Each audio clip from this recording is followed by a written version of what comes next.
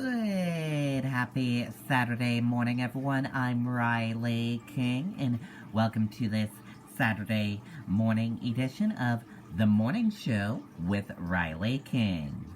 It's Saturday, February 6th, 2021. It's time to rise and shine and get this Saturday off to a great start. Let's begin this Saturday morning edition of The Morning Show with Riley King, where we have a little bit of everything for you in this program. So grab that cup of coffee, sit back, relax, and enjoy this Saturday edition of The Morning Show with Riley King.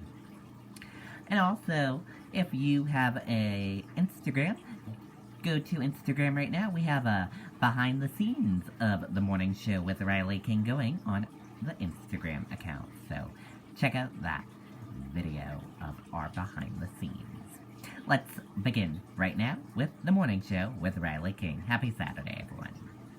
First up, we're going to start off with your COVID-19 dashboard from Johns Hopkins University and Medicine. Let's take a look at that right now.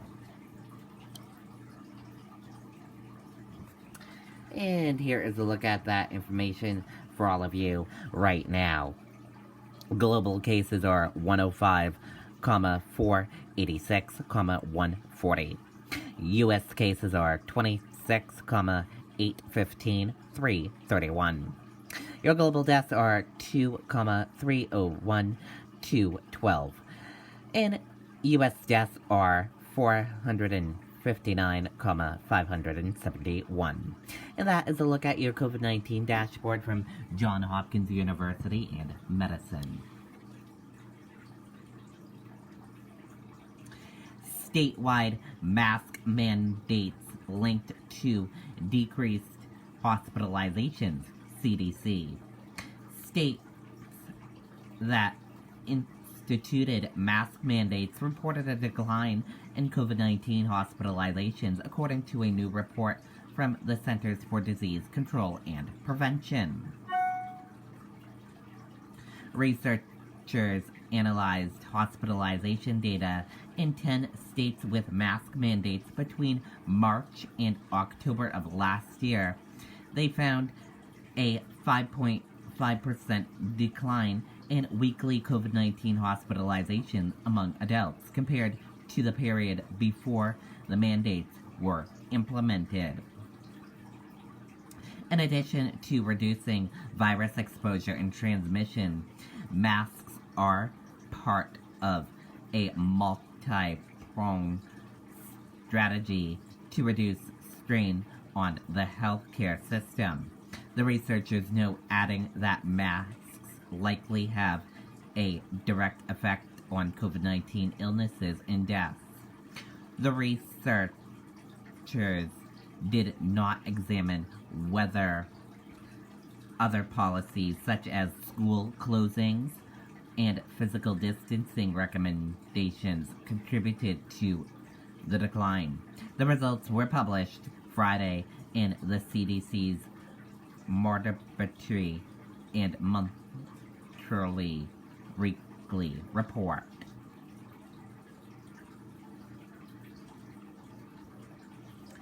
Brett Reed, Chiefs assistant coach and son of Andy Reid, involved in a crash that seriously injured child. Brett Reed is being investigated for impairment, police said. Brett Reed, an assistant coach for Kansas City Chiefs and the son of head coach Andy Reid, was involved in a serious crash Thursday night. According to police, Reed is being investigated for impairment, Kansas City police said. Woman arrested over Capitol riot allowed to take trip to Mexico, judge rules.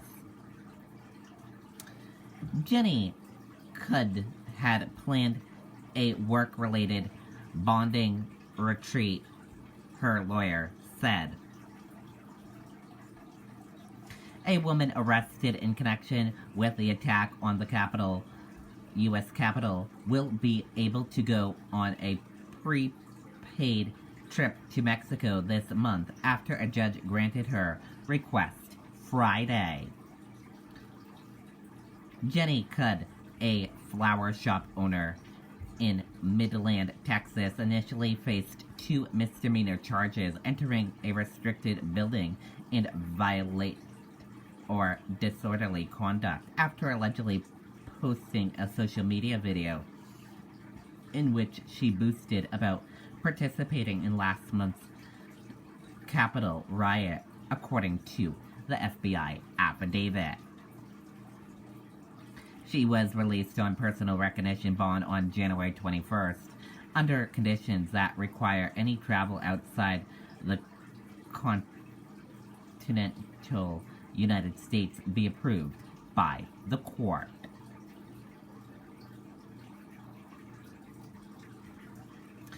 Public health experts warn against Super Bowl parties to prevent another COVID-19 surge.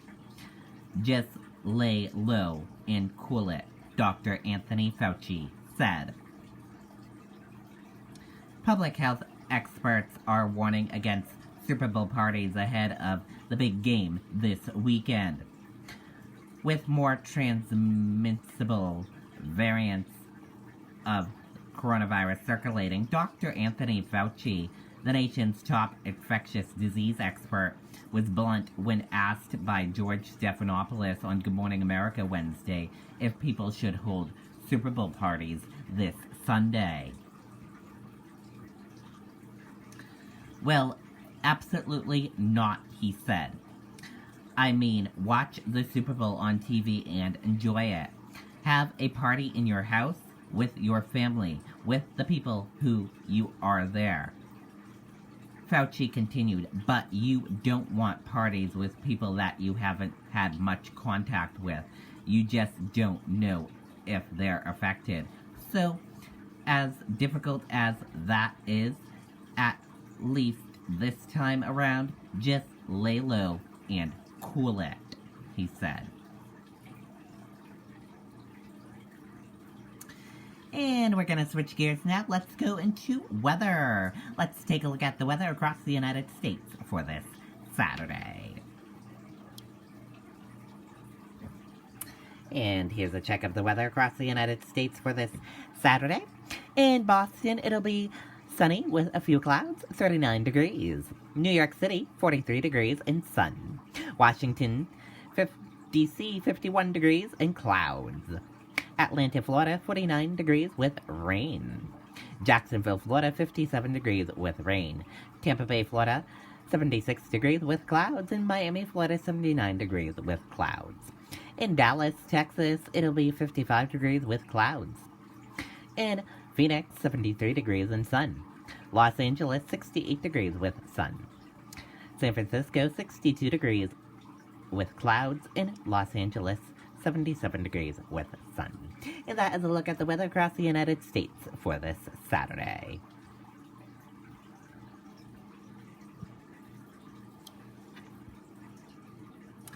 And we're going to switch gears now.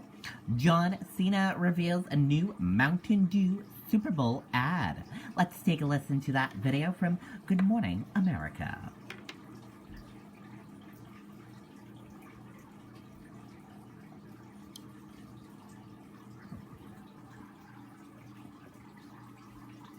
The ad battle on Super Bowl Sunday. It's already started, with companies going in new directions during the pandemic. I want to go back to Will Reeve in Tampa with a preview. Good morning, Will. Good morning, George. It is the biggest advertising game of the year, too. Brands shelling out up to $5.5 million for a 30-second spot. To make the most of their time and money in the big game, they release teaser trailers in the lead-up. And this year, we have nostalgia, celebrity cameos, and some serious cash. Mike Myers and Dana Carvey are back, wigs and all, as Wayne and Garth, jamming in their basement with a new Uber Eats commercial, supporting local restaurants, and partying on with Cardi B. We'd never shamelessly rely on a celebrity cameo. Right, Cardi B? Yeah, eat local. Or jump on the latest trend. There's just so much change in marketing right now, a lot of opportunity for the ones that are clever and practical. Cadillac dropping some major nostalgia in this exclusive teaser. Yeah, that's Winona Ryder as Kim Boggs from the 1990 cult classic Edward Scissorhands. Edgar, you're gonna be late. Gotta tune in Sunday for the rest of that cliffhanger. And we've seen multifaceted star John Cena in Super Bowl ads before. This year, he's joined Mountain Dew for a unique spot with huge implications. 33, 34, 35. Hi, I'm John Cena, and I know how to count. In fact, knowing how to count could change your life on Super Bowl Sunday. Like, help you win $1 million. I don't want to give too much away. All I can say is it's very catchy.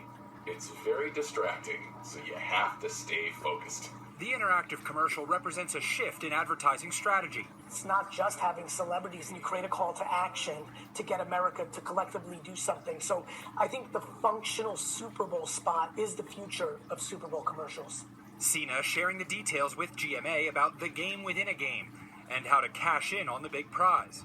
Simply count all the bottles of Mountain Dew Major Melon in the commercial, post what you think the total is, and tag it with Mountain Dew's Twitter handle, and if you're right, you could win $1 million. It'll air in the first half of the game, but Cena will be as surprised as the rest of us. They're keeping it so secret. They've added so many effects and such a universe around what we filmed.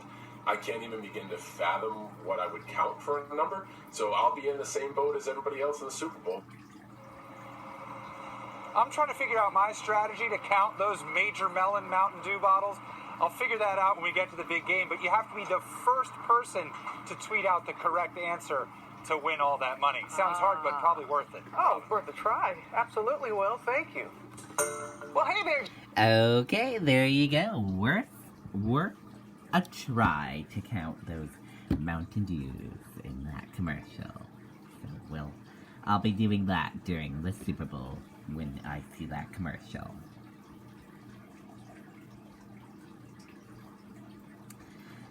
Okay, who is hungry? Here is Paul's Diner in Westford, Massachusetts. Let's take a look at the diner and learn about it right now. Let's see what Paul's Diner has for food. Let's take a look. This is the Cami sandwich. And this is the Trisha's Monte Cristo. We just had an omelet named after us called the Frank and Noah. The Salvatore is a Italian sausage omelet with your choice of cheese. There's a delicious version of the name game happening in Westford, Massachusetts. And you can find all these names, faces, and delicious dishes at Paul's Diner. Located just off Route 495, Paul's Diner is a longtime neighborhood spot with a dedicated local following. Paul's Diner is a place where people go to have comfort food and meet up with friends and have a good breakfast or lunch or breakfast at any time and just relax and hang out with their friends. It's kind of a staple in Westford. Everybody, when they're going to meet someplace, where do you want to meet? Let's meet at Paul's. It all came about when the original owner decided to sell this spot to Sal and Trisha Bonacore, a couple who had been loyal customers for well over a decade. My husband and I started coming here about 14, 15 years ago, and we just loved it. We live probably about 3 minutes from here. And then one day came in, spoke to the owner, and then when he decided to sell the diner, I decided to buy the diner. You'll find customers lining up right at 6:30 a.m. for breakfast items like fluffy pancakes, a tasty crab cake Benedict smothered in hollandaise, and breakfast sandwiches like the Vinnie Ray, loaded up with eggs, tomato, avocado, and spinach. There are an astounding 32 omelets, including the Sal, stuffed with spicy Italian sausage, and the Frank and Noah, named for longtime customers. This omelet is overloaded with shaved steak, peppers, onions, and cheese. Frank and Noah, it's a grandfather, Frank, and his grandson Noah, and they pretty much come here every morning and they grab breakfast. It's shaved steak, peppers, onions, whatever cheese you want, folded between 3 eggs in an omelet. There are sweet ways to start your day, like this waffle topped with Nutella, strawberries, banana, and whipped cream. But if you ask Trisha, you've got to try the Monte Cristo, named, of course, after her. When we bought the diner, that was one of the first things that Sal put on the menu for me, is this wonderful French toast, Monte Cristo with the ham and the cheese, and with my favorite, the raspberry syrup. The Monte Cristo is the perfect combination of breakfast, lunch, and kind of a little dessert. Another menu item Paul's has become known for are their meatballs. So tasty, they make an appearance on the menu at both breakfast and lunch. And that's just because Sal is using his mother, Rosina's, time-tested recipe. This is from Mom, Rosina. She'd be proud. Sal's meatballs are fantastic. And I'm not just saying that. I'm an Irish girl, and the first time I had his mom's meatballs, I was in awe. The sauce is scratch-made. The meatballs are scratch-made, hand-rolled, made here, fresh, all the time. But it's also the ingredients we add, the breadcrumb, the grated cheese, the garlic powder, the salt, the pepper that make it authentic. He hand rolls every meatball. No one else is allowed to roll the meatballs. No one else is allowed to touch his sauce. It's all about him making his mom's meatballs. At lunch, you can find these beauties on a roll, making for one satisfying meatball sandwich. And at breakfast, you'll see them as an omelet, a menu item customers often question. Initially, they think, I can't imagine having a meatball in an omelet. Those people that have tried it, that's all they get when they come here from here on out. Other lunch items include hearty portions of chicken and waffles and one of the biggest and best Reubens around. Most people, when you bring it to them, they are in awe. They're like, oh my goodness, I didn't realize it was this big. It's just they stack on all of that corned beef and the sauerkraut and the cheese. It's fantastic. It's big. You will never leave Paul's Diner hungry. Never. Sal and Trish's daughter Cameron even has a sandwich called the Cammy. Growing up, my dad always called me Cammy, and it kind of just became my new nickname. The sandwich is teriyaki chicken, and it has lettuce, provolone cheese, tomatoes, onions, and peppers. And growing up, I would always get teriyaki chicken sandwiches wherever we went. So when it ended up being on the menu, he thought it would be the perfect name to name it after me. It's just so much teriyaki, and the peppers and onions add to the flavor. It's just so good. And for this family, the only thing better than the food and the customers they're serving is the feeling they get doing it. One of the biggest reasons why I ever wanted to take the chance and venture out to do this is I look out and I listen and I see people smiling and laughing and talking and eating and enjoying their food. That's the biggest reason why I decided to do this. All my customers can experience a great meal with a positive atmosphere that they want to come back to. It's almost like they had a good home-cooked meal, but they weren't at home. They were at Paul's Diner.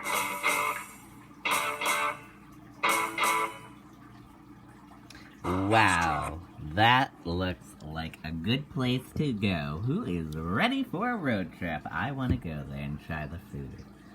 Oh my gosh, it looks yummy. Making me hungry right now.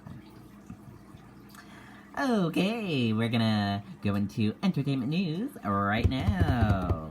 In today's entertainment news, Kylie Jenner and Travis Scott are not interested in dating other people, sources say. Let's take a listen to that video from Entertainment Tonight.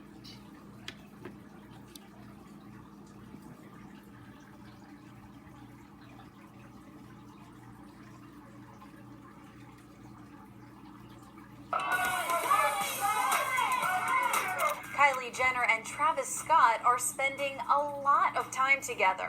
And now a source tells ET they aren't interested in dating anyone else. And Kylie, she wants more kids. So far, I think so. ET source says that the couple, who share a 3-year-old daughter, Stormy, still act like they're together because they are inseparable for the most part. I love it. The 23-year-old beauty mogul and the 28-year-old rapper started dating in 2017 and have been in an on and off relationship ever since. Quote, they are doing a great job co-parenting together with little to no drama. Neither of them are interested in dating others at this time. Meanwhile, the source says that Kylie is a very hands-on mom and wants the world for Stormy. She does everything she can to show Stormy that she can be whoever she wants and accomplish anything that she sets her mind to. The sky is the limit.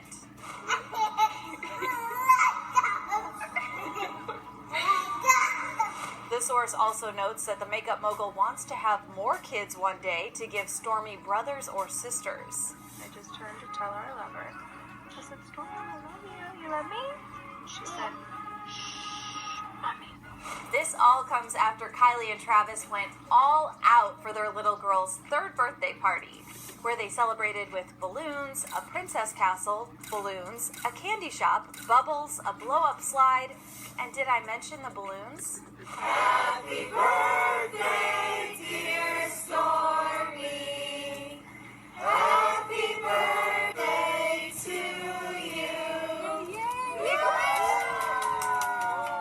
a wish. Okay, and there you go on that video and that report. Christopher Plummer, dead at 91. Let's take a listen to that video from Entertainment Tonight.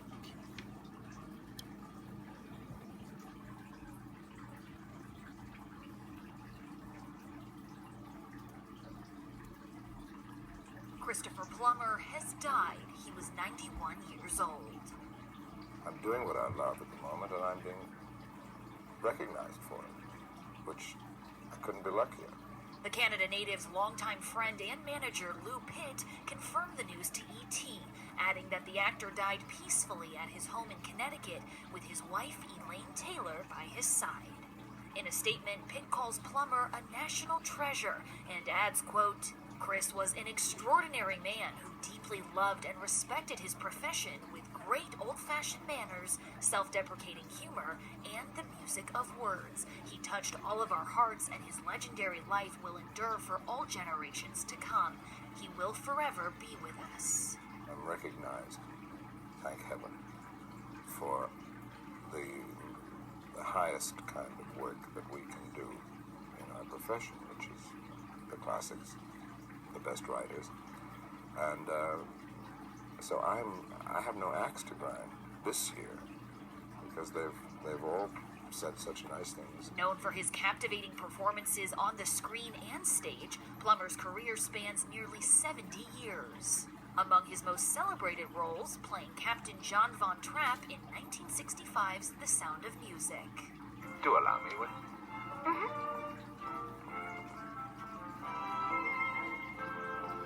In 2012, Plummer took home Oscar Gold for his work in the comedy drama Beginners.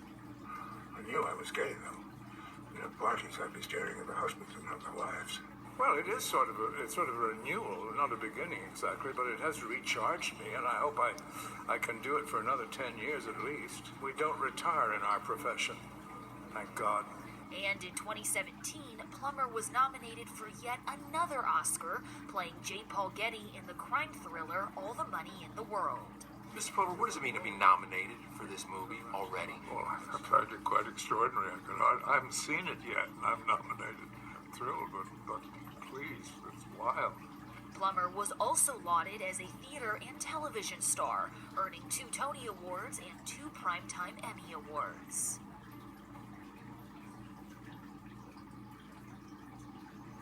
Okay, and there you go on that video and that report. And we're gonna take a look at your celebrity birthdays for today. Let's see which celebrities are celebrating a birthday today. And happy birthday to all of these celebrities. We hope they have a wonderful birthday and a wonderful day.